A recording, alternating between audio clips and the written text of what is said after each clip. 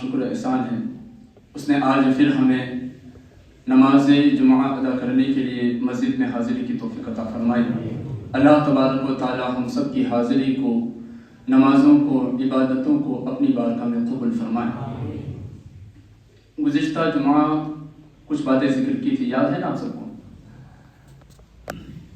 ایک سوال کیا تھا حضرت جابر رضی اللہ تعالیٰ عنہ نے۔ کس سے سوال کیا تھا؟ ہمارے نبی سے۔ کیا سوال کیا تھا؟ یا رسول اللہ اخبرنی، مجھے خبر دیجیے، اس بارے میں مجھے بتائیے، ان اول شیء خلقہ اللہ تعالی، کہ اللہ تبارک و تعالیٰ نے سب سے پہلے کس چیز کو پیدا فرمایا؟ یاد ہے آپ سب کو؟ کیونکہ اگر وہ سب یاد نہیں ہوگا تو اسی کو یاد دلانے میں آج کا جمعہ پھر چلا جائے گا۔ میں صرف اشارتاً گزشتہ جمعہ کی باتیں آپ کے سامنے ذکر کر دیتا ہوں تاکہ آپ کو وہ مضمون بھی یاد آ جائے اور آج کی گفتگو کا تعلق بھی ہو جائے۔ حضرت جابر نے جو سوال کیا تھا، وہ سوال کے بعد ہمارے نبی نے جو حدیث بیان فرمائی تھی اور جو جواب اللہ کے نبی نے حضرت جابر کو عنایت فرمایا تھا، وہ جواب وہ ہے کہ جسے حدیث نور کہا جاتا ہے۔ احادیث کے کئی نام ہیں، جیسے ایک حدیث ہے جس کو حدیث جبریل کہا جاتا ہے۔ یہ وہ حدیث ہے جس میں حضرت جبرائیل علیہ السلام اللہ کے نبی کے بارگاہ میں حاضر ہوئے تھے، کئی سوالات حضرت جبریل نے کیے تھے اور سارے سوالات کے جوابات ہمارے نبی نے عطا فرمائے تھے۔ اس حدیث کو حدیث جبریل کہتے ہیں۔ اس حدیث کا نام، جس کو ہم نے گزشتہ جمعہ ذکر کیا تھا، آپ نے سنا تھا، اس حدیث کا نام ہے حدیث نور۔ کیوں اس حدیث کا نام حدیث نور ہے؟ اس لیے کہ اللہ کے نبی نے ارشاد فرمایا تھا کہ اس پوری کائنات میں جب کچھ نہیں تھا، نہ جنت، نہ دوزخ، نہ آسمان، نہ زمین، نہ چاند، نہ سورج، نہ ستارے، لوح بھی نہیں تھا، کرسی بھی نہیں تھی، حتیٰ کہ اس پوری کائنات میں کچھ بھی نہیں تھا، تب اللہ تبارک و تعالیٰ نے اپنے نور سے اے جابر تیرے نبی کے نور کو پیدا فرمایا۔ یہ گزشتہ جمعہ میں نے ذکر کیا تھا۔ پھر اس کے بعد اس نور کو کیا کیا؟ اللہ نے پیدا کیا تو اس نور کے پھر 4 حصے کیے، ہر حصے سے کچھ نہ کچھ پیدا کیا، ایک حصہ بچا، پھر اس کے 4 حصے کیے۔ اس طریقے سے اللہ تبارک و تعالیٰ نے ایک حصے کے 4 حصے کرنے کے بعد 3 حصوں سے کچھ نہ کچھ پیدا فرمایا، پھر اس حصے کو 12,000 سال تک کسی مقام میں رکھا، پھر اس کے حصے کیے اور 3 حصوں سے کچھ پیدا فرمایا، ایک حصے کو پھر 12,000 سال تک کسی مقام میں رکھا۔ اس طریقے سے اللہ تبارک و تعالیٰ نے 5 مرتبہ اس نور کے حصے کیے اور کچھ نہ کچھ ان حصوں سے بنایا، پیدا فرمایا، اور ہر بار اللہ تبارک و تعالیٰ نے جو ایک حصہ بچتا، اس حصے کو اللہ نے کبھی مقام حب میں رکھا، یعنی مقام محبت میں رکھا۔ 12,000 سال تک اللہ تبارک و تعالیٰ نے مقام محبت میں حصے کو رکھا، پھر اس کے بعد دوسری مرتبہ مقام خوف میں رکھا، پھر تیسری مرتبہ مقام رجا میں رکھا، پھر اسی طریقے سے آگے بڑھتے جائے تو اللہ تبارک و تعالیٰ نے 5 مرتبہ 12,000 سال تک اس نور کو رکھا، اور پھر اس کے بعد آخر میں 12,000 نور کے پردے پیدا فرمائے، ہر پردے میں اس نور کو 1,000 سال تک رکھا۔ یعنی یہ رکھنا کیوں ہوا؟ یہاں میں نے آپ کے سامنے یہ بات چھوڑی تھی۔ آخر کیوں اللہ تبارک و تعالیٰ نے نبی کے نور کو پیدا فرمایا، اس کے بعد اس طریقے سے مرحلے طے کروائے، کبھی 12,000 سال تک محبت کے مقام میں، کبھی خوف کے مقام میں، کبھی امید کے مقام میں؟ کیوں آخر اس وجہ سے رکھا؟ اس کی وجہ کیا ہے؟ اس کی بہت ساری وجوہات علماء کرام اور شارحین حدیث نے لکھی ہیں، لیکن ایک وجہ میں آپ کے سامنے ذکر کر دیتا ہوں۔ قیامت کا دن ہوگا نا، وہ بڑا ہولناک دن ہوگا، بڑا خوفناک دن ہوگا، اتنا خطرناک دن ہوگا کہ ہر شخص نفسی نفسی کہے گا۔ یعنی آج مجھے صرف اپنی پڑی ہے، کسی کی نہیں پڑی، آج میں صرف اپنے بارے میں جانتا ہوں، کسی کے بارے میں نہیں جانتا، آج میں صرف اپنی مدد کر لوں یہی کافی ہے، اپنے سوا کسی اور کی مدد نہیں کر سکتا۔ یہ ہر شخص قیامت کے اس ہولناک دن میں کہے گا۔ آخر یہ کیوں؟ اللہ کے نبی صلی اللہ علیہ وسلم ارشاد فرماتے ہیں جب یہ ہولناک دن ہوگا نا قیامت کا، تو اس وقت ہر شخص تو کہے گا ہی نفسی نفسی، اس وقت ہر نبی بھی کہے گا نفسی نفسی، ہر نبی بھی یہی کہیں گے نفسی نفسی، ہر نبی یہ کہیں گے اذهبوا الى غیری، اذهبوا الى غیری، توجہ کے ساتھ سنا اس بات کو. وہ قیامت کا ہولناک دن جہاں ہر شخص اپنے گناہوں میں اور اپنے گناہوں کے پسینوں میں ڈبکیاں لگا رہا ہوگا. اتنا خطرناک دن، زمین تانبے کی بن جائے گی، سورج سوا نیزے کے قریب آ کر کے کھڑا ہو جائے گا اور اس کی تپش، اس کی گرمی بہت زیادہ بڑھ جائے گی. جب یہ ہولناک دن ہوگا، ہر شخص نفسی نفسی کا عالم کہے گا. تو سب سے پہلے حضرت آدم علیہ السلام کے پاس لوگ جائیں گے اور جا کر کے کہیں گے آپ ہماری مدد کریں. کیوں؟ کہ اللہ تبارک و تعالیٰ نے آپ کو صفی اللہ بنایا. تو حضرت آدم کہیں گے نہیں، تمہیں کسی اور کے پاس جانا ہے، میں تمہاری آج مدد نہیں کر سکتا، تمہیں کسی اور کے پاس جانا ہے. وہاں سے دوسرے نبی کے پاس حضرت موسیٰ، حضرت داؤد، حتیٰ کہ حضرت آدم سے لے کر حضرت عیسیٰ علیہ السلام تک سارے لوگ آئیں گے. وہ دوسرے نبی کا پتہ دیں گے، ادھر جائیں گے، کہا دوسرے کے پاس جاؤ، اذهبوا الى غیری، اذهبوا الى غیری. سب لوگ یہی جواب دیں گے. اعلیٰ حضرت کہتے ہیں سب طبیبوں نے دے دیا ہے جواب، سب طبیبوں نے، روحانی طبیب، سب طبیبوں نے دے دیا ہے جواب. عیسیٰ اگر دوا نہ کریں، یعنی کہ سب نے جواب دے دیا ہے کہ دوسرے کے پاس جاؤ، دوسرے کے پاس جاؤ. اب اگر آخر میں عیسیٰ علیہ السلام بچے ہیں، یہ بھی اگر ہمیں صحیح پتہ نہ دے تو پھر ہم کہاں جائیں؟ پھر ہمارا معاملہ کیا ہوگا؟ پھر ہمارا حشر کیا ہوگا؟ جب عیسیٰ علیہ السلام کے پاس پہنچیں گے نا، تو حضرت عیسیٰ علیہ السلام یہ ارشاد فرمائیں گے آج میں نہیں بلکہ تمہاری آج اگر کوئی کام آ سکتا ہے تو وہ محمد عربی ہے، وہ نبی کریم صلی اللہ علیہ وسلم ہے. ہر نبی یہ کہے گا اذهبوا الى غیری، ہر نبی یہ کہے گا اذهبوا الى غیری، جاؤ دوسرے کے پاس جاؤ، جاؤ دوسرے کے پاس جاؤ.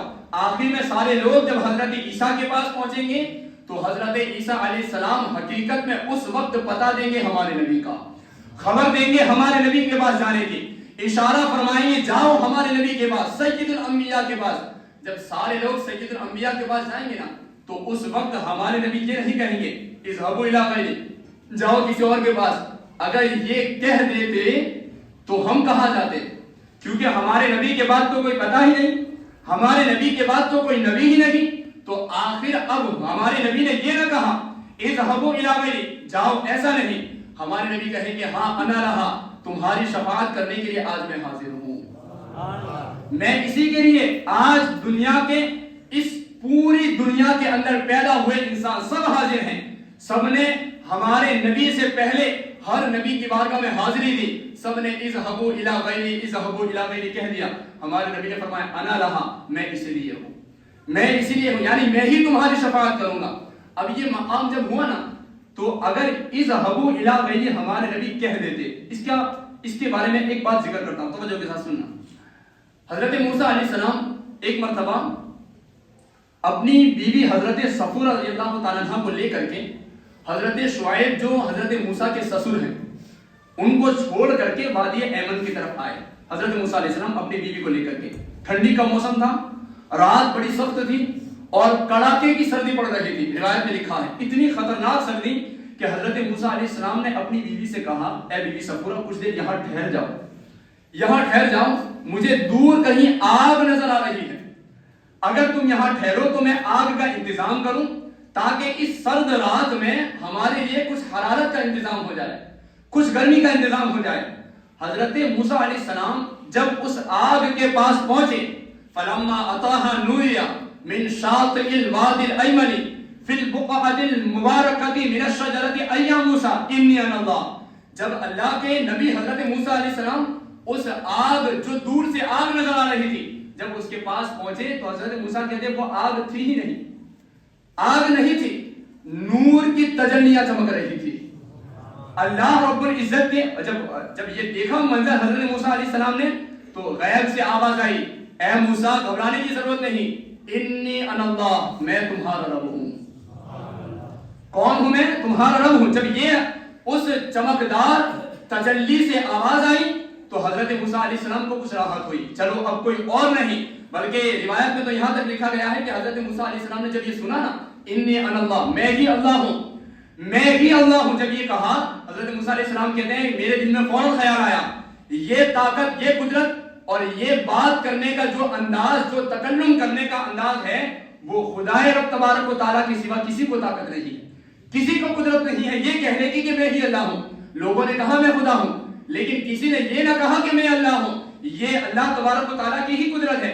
حضرت موسیٰ علیہ السلام کہتے ہیں مجھے راحت ہوئی، کچھ دیر میں ٹھہرا. اس کے بعد حضرت موسیٰ علیہ السلام یہ سوال کرتے ہیں، یا اے اللہ آخر کیا وجہ ہے، تیری ان تجلیوں کی وجوہات کیا ہے؟ حضرت موسیٰ علیہ السلام نے جب یہ کہا تو غیب سے آواز آئی، اے موسیٰ تمہارے ہاتھ میں جو لکڑی ہے عصا ہے، تم اس عصے کو لے کر اور اپنی بیوی کو لے کر جا رہے ہو فرعون کی طرف. کس کے پاس جا رہے ہو؟ فرعون کی طرف جا رہے ہو. اے موسیٰ اس عصا کو نیچے زمین پر ڈال دو. اس عصا کو کیا کرو؟ زمین پر. لکڑی جو تھی ہاتھ میں حضرت موسیٰ علیہ السلام کے، کیا فرمایا؟ اسے زمین پر ڈال دو. آخر زمین پر ڈالنے کا حکم کیا دیا؟ تو روایات میں لکھنے والوں نے لکھا ہے کہ اس وقت اللہ تبارک و تعالی حضرت موسیٰ علیہ السلام کی تربیت فرما رہا تھا. کیا فرما رہا تھا؟ تربیت. کیسی تربیت ہوئی؟ حضرت موسیٰ علیہ السلام جو ہاتھ میں عصا لے کر کے جا رہے تھے، اللہ نے فرمایا اسے ڈال دو زمین پر. جب زمین پر ڈالا نا تو وہ لکڑی کا عصا اب وہ سانپ بن گیا، بڑا اژدہا بن گیا. اب حضرت موسیٰ علیہ السلام کچھ خوف محسوس کرتے ہوئے پیچھے ہٹنے لگے. اچانک سے دیکھا نا کہ وہی لکڑی کا عصا ہے جو زمین پر ڈالتے ہی کیا بن گیا؟ اژدہا بن گیا، سانپ بن گیا. جب یہ دیکھا تو حضرت موسیٰ علیہ السلام کچھ قدم پیچھے ہٹنے لگے. اللہ تبارک و تعالیٰ نے فرمایا لا تخف، اے موسیٰ گھبرانے کی ضرورت نہیں ہے، اسے پکڑ لو منہ کی طرف سے. حضرت موسیٰ علیہ السلام پھر خوف زدہ ہوئے کہ منہ سے پکڑنے جاؤں گا، ایک تو سانپ ہے، اژدہا ہے، اگر منہ سے پکڑنے جاؤں گا کہیں تکلیف نہ دے دے. اللہ نے فرمایا لا تخف سنعیدها سیرتها الاولى، جب تم اسے منہ کے قریب سے پکڑو گے، جیسے کہ تمہارے ہاتھ میں وہ عصا آ جائے گا، وہ شکل میں اژدہا ہوگا لیکن تمہارے ہاتھ میں آتے ہی دوبارہ عصا بن جائے گا. کیا بن جائے گا؟ دوبارہ عصا بن جائے گا. حضرت موسیٰ نے ہاتھ لگایا، پھر وہ عصا بن گیا. اب جیسے ہاتھ میں آیا نا تو کچھ خوف کم ہوا. پھر اللہ نے فرمایا اے موسیٰ ڈالو لڑکی، اب القی عصا کا، اپنی لکڑی کو ڈالو نیچے. پھر دوسری مرتبہ ڈالا. پھر فرمایا لا تخف انی لا تخف سنعیدها سیرتها الاولى. پھر ڈالا، پھر اٹھائی. پھر اس طریقے سے بار بار اللہ تربیت فرما رہا تھا. اے موسیٰ لکڑی ڈالو، اژدہا بنے گا، تمہیں اسے پکڑنا ہے. ہم رب تبارک و تعالیٰ کی بارگاہ میں ایک سوال کرتے ہیں، مولا آخر یہ وجہ کیا ہے، بار بار کیوں ڈروا رہا ہے؟ ایک ہی مرتبہ کہہ دیتا اور کہہ دیتا تمہارے ہاتھ میں جو لکڑی ہے وہ جو عصا ہے وہ سانپ بننے والا ہے. آخر اس کی وجہ کیا ہے؟ اب رب تبارک و تعالیٰ ارشاد فرماتا ہے اے موسیٰ تم جا رہے ہو فرعون کے پاس، فرعون کے سامنے تمہارا مقابلہ ہونے والا ہے. جب اس کے سامنے سے رسیاں سانپ بن کر کے تمہارے پاس آئے گی اور تم جواب میں اپنا عصا جب نیچے ڈالو گے، وہ جب بڑا اژدہا بنے گا، اگر اس وقت خوف کرو گے تو موسیٰ تمہارا معجزہ کیسے پتا چلے گا؟ تمہارا معجزہ، تمہارا مقام نبوت کیسے پتا چلے گا؟ تو بار بار اس لیے تربیت ہو رہی ہے. آخر کوئی تو وجہ ہوگی نا کہ اللہ نے نور مصطفیٰ کو 12,000 5 مرتبہ 12,000 سال تک کبھی مقام محبت میں رکھا، کبھی مقام خوف میں رکھا، کبھی مقام امید میں رکھا. آخر یہ وجہ کیا ہے؟ یہی وجہ تھی کہ اللہ تبارک و تعالیٰ ہمارے نبی کے نور کی تربیت فرما رہا تھا. اور کیسی تربیت فرمائی؟ قیامت کے دن ہر نبی نے کہہ دیا اذهبوا الى غیری. اگر سب خوف زدہ ہیں، اے نبی اگر تم نے بھی کہہ دیا کہ جاؤ دوسرے کے پاس، تو نبوت کے تقاضے کیسے پورے ہوں گے؟ تمہارا جو سید الانبیاء کا مقام ہے وہ مقام لوگوں کے سامنے آیا اور ظاہر کیسے ہوگا؟ اس کا کیا مطلب؟ اس وجہ سے اللہ تبارک و تعالیٰ نے نور مصطفیٰ کو کبھی مقام محبت میں، کبھی مقام خوف میں 12,000 سال تک رکھا. اور یہ سال بار بار رکھا، تبھی اللہ تبارک و تعالیٰ نے سارے خوف کو نکال دیا اور ہمارے نبی کے نور کی تربیت فرمائی. تبھی ہمارے نبی نے فرمایا انا لہا، میں اسی لیے ہوں. بات سمجھے نہیں ہے؟ اگر انہی باتوں کو لے کر چلے تو کئی وقت چلا جائے گا. ایک اور وجہ اس کے حوالے سے ذکر کر دیتا ہوں. آخر یہ کیا ہوا؟ آپ قرآن شریف پڑھیں گے یا پھر آپ کسی کے ذریعہ قرآن شریف سنیں گے، جیسے ہم ماہ رمضان میں قرآن شریف کی طرح بھی سنتے ہیں، اللہ کا فضل ہے. تو اس میں ہم بار بار یہ سنتے ہیں، کبھی اللہ تبارک و تعالیٰ فرماتا ہے انی جاعلک فی الارض خلیفہ، ہے نا، انی جاعل فی الارض خلیفہ. اے آدم ہم زمین میں خلیفہ بنانے والے. فرشتوں سے کیا فرمایا؟ ہم زمین میں خلیفہ بنانے والے. کس کے بارے میں فرمایا؟ حضرت آدم علیہ السلام کے بارے میں. کبھی فرماتا ہے یا داؤد انا جعلناک خلیفۃ فی الارض، اے داؤد ہم زمین میں تمہیں اپنا خلیفہ بنانے والے ہیں. کبھی فرمایا یا موسیٰ کسی کے بارے میں فرمایا انی جاعلک للناس اماما، ہم تمہیں زمین میں لوگوں کا امام بنانے والے ہیں.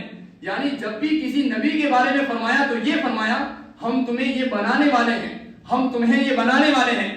پورے قرآن میں اللہ نے کہیں یہ نہیں فرمایا اے محمد صلی اللہ علیہ وسلم ہم تمہیں یہ بنانے والے ہیں، ہم تمہیں یہ بنانے والے ہیں، بلکہ جب بھی فرمایا انا ارسلناک شاہدا و مبشرا و نذیرا، اے نبی ہم تمہیں دنیا میں آ کر زمین پر شاہد مبشر بنانے والے نہیں، بلکہ ہم نے بنایا تمہیں دنیا میں بھیجا ہے. شاہد بھی بنا کر بھیجا، نذیر بھی بنا کر بھیجا، مبشر بھی بنا کر بھیجا، مزمل بھی بنا کر بھیجا، حتیٰ کہ اللہ فرماتا ہے وما ارسلناک الا رحمتا للعالمین، اے محبوب ہم نے تو سارے عالمین کے لیے تمہیں رحمت بنا کر کے بھیجا. تو بنانے والا ہوئے نہ کہا. اب آپ سے میں سوال کروں آخر یہ کب بنایا اللہ تبارک و تعالیٰ نے؟ آخر کب اللہ نے اپنے محبوب کو شاہد بنایا، نذیر بنایا، مزمل مدثر بنایا، اور کبھی کیا بنایا کبھی کیا بنایا؟ یہ کب بنایا؟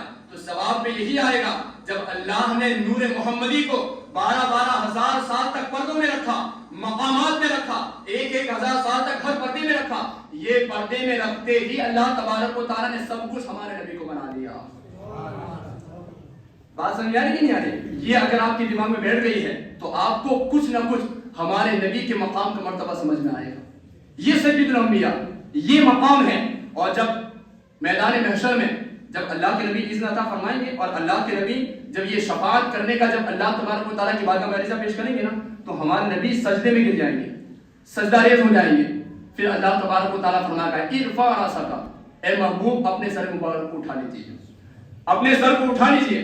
قل تسمع، اے محبوب آپ فرمائیے آج آپ جو کہیں گے وہ سنا جائے گا، جو کہیں گے آپ سنا جائے گا. قل تسمع واشفع تشفع، کیا فرمایا؟ اے محبوب پہلے تو آپ فرما دیجئے جو آپ فرمائیں گے وہ سنا جائے گا، اور جس کی شفاعت کریں گے اس کی شفاعت قبول فرما لی جائے گی. سب سے پہلے اگر شفاعت کا اذن اگر کسی کو ملے گا تو ہمارے نبی کو ملے گا. ہمارے نبی سے پہلے کوئی شفاعت نہیں کرے گا. ہاں محدثین اعلیٰ حضرت نے بھی فرمایا جب ہمارے نبی سجدے سے سر کو اٹھائیں گے اور جب یہ مقام ملے گا واشفع تشفع، اے محبوب آپ فرمائیں آپ کی بات سنی جائے گی، آپ شفاعت کریں آپ کی شفاعت قبول کی جائے گی. اعلیٰ حضرت فرماتے جب یہ مقام ملے گا اللہ کی طرف سے یہ جب حکم ہوگا اذن ملے گا تو سب سے پہلے ہمارے نبی سارے انبیاء کو اور سارے اولیاء کو شفاعت کرنے کی اجازت عطا فرمائیں گے. سارے انبیاء کو اور سارے اولیاء کو اللہ تبارک و تعالیٰ کے اذن سے ہمارے نبی شفاعت کرنے کا اذن دیں گے، اجازت عطا فرمائیں گے.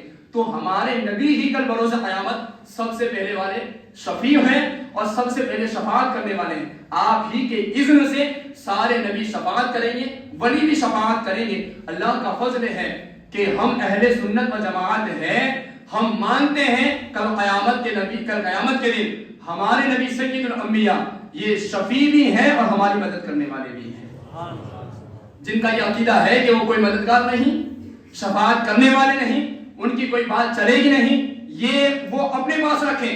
کیونکہ جب یہ کہہ کر کے وہ دنیا سے جائیں گے نا تو وہ ہمارے نبی کے پاس بھی حاضر ہوں گے، اور جب ہمارے نبی کے پاس حاضر ہوں گے اگر ہمارے نبی نے یہ کہہ دیا تو نہیں مانتا تھا کہ میں تو شفاعت کرنے والا ہوں، تو نہیں مانتا تھا کہ میں تو مدد کرنے والا ہوں، آج میرے ہی پاس حاضر ہو گیا، تو اس وقت وہ ہمارے نبی سے کے در سے اگر دھتکار دیا گیا تو وہ پھر کہاں جانے والا ہے نا. اس لیے یارو اہل سنت و جماعت کا عقیدہ ہے کل قیامت کے دن ہمارے نبی جب سجدہ سے سر کو اٹھائیں گے اللہ تبارک و تعالیٰ انہیں اذن عطا فرمائے گا، موقع عطا فرمائے گا، اجازت عطا فرمائے گا. کیا فرمائے گا؟ اے محبوب آپ فرمائیے جو آپ کہیں گے سنا جائے گا، اور جس کی آپ شفاعت کریں گے اس کی شفاعت قبول کی جائے گی. اس وقت ہمارے نبی سارے نبیوں کو ولیوں کو شفاعت کا اذن عطا فرمائیں گے. بات سمجھ آئی ہے؟ یہ ہے نور مصطفیٰ. اس وجہ سے ہمارے نبی کے نور کو اللہ نے 12,000 سال تک مقامات میں رکھا، 1,000 سال تک پردے میں رکھا. اب کیا ہوا؟ آخر میں نور بچا. تو پھر اس نور کو اللہ تبارک و تعالیٰ نے حضرت آدم علیہ السلام کی پیشانی میں رکھ دیا. سنا ہے آپ نے وہ واقعہ جب حضرت آدم علیہ السلام کو اللہ رب العزت نے اپنے دستے قدرت سے فرشتوں کو حکم دے کر کے جب بنانے کا حکم دیا تو مٹی جمع کی گئی. یہ پورا قصہ ہے لمبا. جب خاکی پتلا حضرت آدم علیہ السلام کا تیار کر دیا گیا نا, روح ڈالی گئی, اس کے بعد نور مصطفیٰ کو حضرت آدم علیہ السلام کی پیشانی میں ڈال دیا. پھر یہ نسل آگے آتا گیا, آخر میں آمینہ کے پیٹ میں جلوہ گر ہو گیا.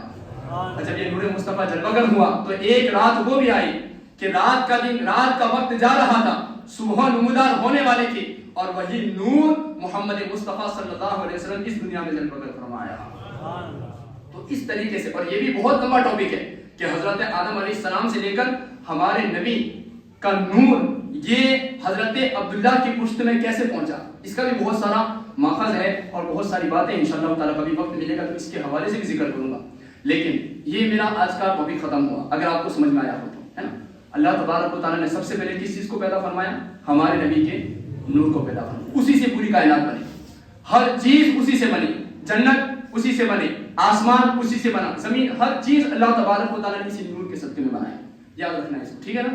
اگلی جمعہ انشاءاللہ تبارک و تعالیٰ میرا جو ٹاپک ہے وہ ہے اسلامی زندگی. کیا ہے؟ اسلامی زندگی. اسلامی زندگی انشاءاللہ تبارک و تعالیٰ مجھے کچھ جمعہ آپ کے سامنے ذکر کرنا ہے. لوگ اسلام میں آنے کے بعد اسلام کے مطابق زندگی نہیں گزارتے, شاید اس وجہ سے کہ انہیں پتہ ہی نہیں ہے کہ اسلام میں کتنی آسانیاں ہیں. شاید انہیں پتہ ہی نہیں ہے اسلامی زندگی گزارنے سے اللہ کتنی کامیابی عطا فرماتا ہے. شاید انہیں پتہ ہی نہیں اسلام کے مطابق اگر زندگی گزاریں گے دنیا میں بھی کامیاب ہے, آخرت میں بھی کامیاب ہے. شاید انہیں پتہ ہی نہیں اسلام کے مطابق زندگی گزارنے کے کتنے فائدے ہیں انشاءاللہ تبارک و تعالیٰ. اسی لیے آئندہ جمعہ میں مجھے اسلامی زندگی میں سب سے پہلے یہ ذکر کرنا ہے کہ بچہ پیدا ہو تو ہمیں کیا کرنا چاہیے. سمجھے گئے؟ ہمارے یہاں گھروں میں بچے پیدا ہوتے ہیں کہ نہیں ہوتے؟ ہوتے ہیں نا. ہم کیا کرتے ہیں وہ ہم سوچ کر آئیں اگلے جمعہ کو. انشاءاللہ آپ کو اسلام کیا طریقہ بتاتا ہے وہ اگلے جمعہ کو سیکھنے کو ملے گا. کوشش کریں جلد آنے کی تاکہ آپ کو شروع سے ٹاپک سمجھنے کو ملے اور آخر تک جو صحیح ماخذ ہے کہ اسلام میں آخر رکھا کیا ہے, کیوں بچہ پیدا ہو تو ہم کیا کریں. بچہ پیدا ہو تو جس کے پیٹ سے بچہ پیدا ہوا ہے اس عورت کے ساتھ کیا معاملہ کرنا چاہیے, جس جگہ وہ عورت رہتی ہے اس جگہ کا کیا کریں, اس بچے کے ساتھ کس طریقے کا برتاؤ کرنا چاہیے, کب اذان دینی چاہیے اور کب نہیں دینی چاہیے. یہ سارے معاملات انشاءاللہ تبارک و تعالیٰ آئندہ جمعہ ذکر کروں گا. اللہ تبارک و تعالیٰ ہم تمام کو اسلام کے مطابق زندگی گزارنے کی توفیق عطا فرمائے. بیان کے دوران جو خطائیں